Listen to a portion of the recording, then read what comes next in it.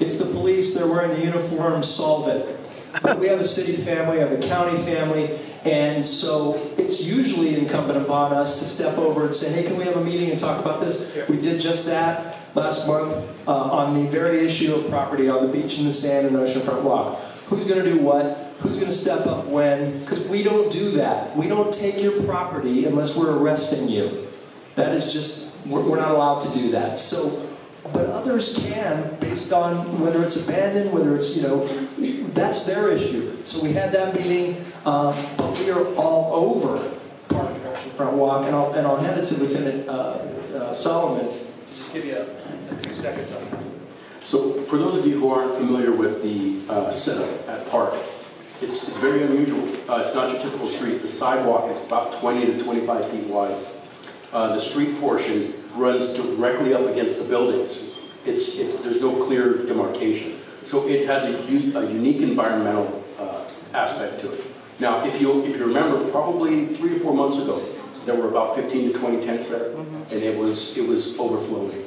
So what we did as the beach unit is we did conduct a task force over there. We addressed Park. Anybody that had warrants or a crime in progress, open charges, we were able to address those. We're down to about 4 tents there, all right? When you're dealing with that sidewalk, because it is so wide, during the normal hours, they're able to put a tent up, and they're able to be legal, all right? Even during the daytime hours, when the tents come down, if they maintain their property, and they maintain a 3-foot walkway on that sidewalk, it's still legal. And I'm going to steal this line from Commander Choi. The LAPD, we deal with people, we deal with behavior, we do not deal with property. So that meeting that Captain Roberts was talking about with sanitation, with Rec and Park, and all of our partner agencies, that was to try and iron out how can we deal with these other problems. So that is ongoing. We are addressing it. Park is on our radar.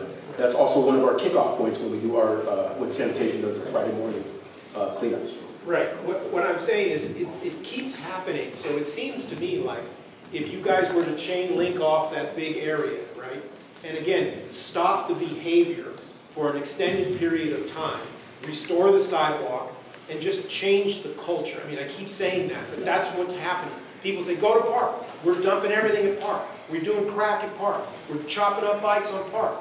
That's what's happening there. There's no lights at night. It's dark in there. I mean, it's scary. So you're absolutely right. You're talking about environmental factors, and those are some of the things that we're dealing with. We're working with Rec and Park. They removed all those K-rails. That's a start. They also removed the bike racks to open that up. All right. We have some other ideas that we're trying to implement or that we're looking to implement in order to reactivate that area. Maybe take the adjoining businesses and have them use it as an outdoor patio.